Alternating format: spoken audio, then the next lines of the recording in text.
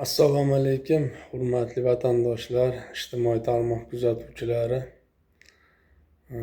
Ijtimoiy tarmoqlarda joylagan mana bundan oldingi postimda 10 oy 2 kun hibsxonada qamoqda nohaq saqlanganligim, og'ir jinoyatda ayblanganligim va keyinchalik apellyatsiya instansiyasi tomonidan uncha og'ir bo'lmagan jinoyatga tushirib, uy qamog'iga chiqarib, ozodlikka chiqarilganligim bo'yicha post qo'ydim, joyladim. Qisqacha ma'lumotlar joylaganman. Bu bo'yicha ko'p savollar kelib tushyapti. Shaxsiy nomimga ham yozishyapti. Messenger orqali yo Telegram orqali. Ko'p hamyurtlarimiz, vatandoshlarimiz befarq bo'lmasdan shu e'tibor berganlaring uchun avvalambor kattakon rahmat. Sog' salomat bo'linglar, charchamanglar, kasal bo'lmanglar. Alloh rozi bo'lsin barchalaringdan. Munosabat bildiryapsizlar, izohlarga yozyapsizlar, ulashyapsizlar. Ko'pchilik vatandoshlarimiz birinchi marta meni sahifamda ko'rib turganlar podpisatsiya qilib, ulanib kuzatishyapti. Kattakon rahmat hammalaringga. Bu post bo'yicha shu meni hayotimda juda izdan chiqarib yuborgan, hozir mana o'sha qamalganligimda oqibatida iqtisodiy sud, ma'muriy sud, jinoyat sudi, fuqarolik sudlarida ishlarim ko'rilyapti. Hammasi alg'u-dalg'u bo'lib, o'sha vaqtda 3 ta tadbirkorlik faoliyatim bor edi. Hammasi izdan chiqib, qolgan ishlar ham izdan chiqib ketdi. Shu 10 oy 2 kun mobaynida oila a'zolarim, yaqinlarim ko'p aziyat chekishdi. O'zim shu hibsxonada, qamoqda o'zim bilaman qanday o'tganligini. 10 oy 2 kun bu bilmayman kimgadir haligi bir joy og'ir nima tuyulmasligi mumkin, lekin 10 oy 2 kun endi o'zim bilaman qanday o'tganligini. Bitta men bilan hibsxonada o'tirganlar hozir 4 tasi oqlandi, ishga tiklanganlari bor, qaytib o'sha ish davomida hibsxonaga qamoq ehtiyot chorasi qo'llanilganlari. Biz endi tadbirkor sifatida shunaqa bir vaziyat bo'lib qoldi. O'sha paytda prezidentimizni siyosatlarini qo'llab-quvvatlaganligim uchun, qonun ustuvor bo'lsin deganligim uchun, o'sha vaqtda tumanimizda bo'lib turgan korrupsion holatlarni bo'yicha arizalar yozib, ular ko'targanligim uchun men shunaqa deb hisoblayman. Ko'p bir o'nlab mansabdorlar oldindan aybsizligimni bilib turib, o'zaro til biriktirib, qasddan bir g'araz past niyatlarda shu ishni amalga oshirishgan. Shu jinoyat ishi bo'yicha men oldin ham aytganman ijtimoiy tarmoqlarda, hozir ham aytaman.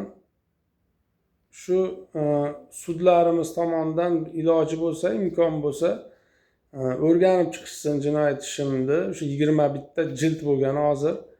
O'rganib chiqishsin yaxshilab. Keyin tayyor bo'lishgandan keyin o'sha sudyalarimiz, prokurorlarimiz, o'sha tergovchi, surishtiruvchi kim ishtirok etgan bo'lsa, ular ham bemalol qatnashishlari mumkin. Shu anjuman o'tkazibmi, shu ommaviy axborot vosita vakillarini jalb qilgan holatda ochiqchasiga shu xalqimiz ko'rsin, vatandoshlarimiz ko'rsin. Men shu kungacha mana 2023-yil 27-iyunda chiqqan bo'lsam, 2022-yil qamalib, o'shandan beri ijtimoiy tarmoqlarga joylab kelaman. Mana nechta instansiya o'tdi, nechta idoralar qolmadi, juda etapi ko'p ekan, o'tib ketyapmiz. Hozirgi kunda bosh prokuror o'rinbosari Svetlana Artiqova ko'rib chiqaman, o'zimni shaxsiy imzoyim bilan javob beraman degan Svetlana Artiqovani ham qabullarini 6 oy kutdim. Mana qabullarga VKS orqali onlayn haligi video orqali qatnashdim. Unga ham 3 oy bo'lyapti, hali javob olganim yo'q. Endi bosh prokurorni, Oliy sud raisini, prezident administratsiyasi rahbarini, bosh vazir, prezidentimiz hammalarni qabullarni so'rab murojaat qilyapman. Xudo xolasa qabul qilishsa, u qabulda ham taqdim qilaman dalillarni. Men hamma yozganlarimga dalillarim, isbotlarim bor va yozganlarimni, bayon qilganlarimga javob beraman. shu delalarni yig'majildlarni o'rganib chiqishsinda ochiqchasiga anjuman qilaylik. Shu meni aybimda shu 21 jilddan foydalanishib boshqa bir nimalardan foydalanib isbotlab berishsin. Agar isbotlashilmasa bu aybimdi. Men aybsizligimni isbotlab beraman. Shu omma oldida qandaydir bir ijobiy qaror qabul qilishsin, ishimni qaytadan ko'rishib oqlashsin. Keyin qolgan ishlarim ham xudo xolasa hammasi hal bo'lsin. Fuqarolik ishida ham men haqman isbotlab beraman, iqtisodiy sudda ham, ma'muriy ishda ham, ma'muriy ishlar bo'yicha sudda ham, hamma sudlardagi ishlar bo'yicha men shu ommaviy axborot vositalari shu ochiqchasiga ularni guvohligida, ko'pchilikni guvohligida ochiqchasiga pryamoy to'g'ridan to'g'ri translyatsiya orqali ham men shu muzokaraga tayyorman.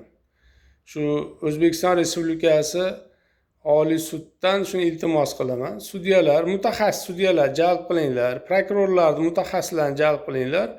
Keyin boshqa shu inson huquqlari, boshqa bir shunaqa bir huquqshunoslar jalb qilamiz.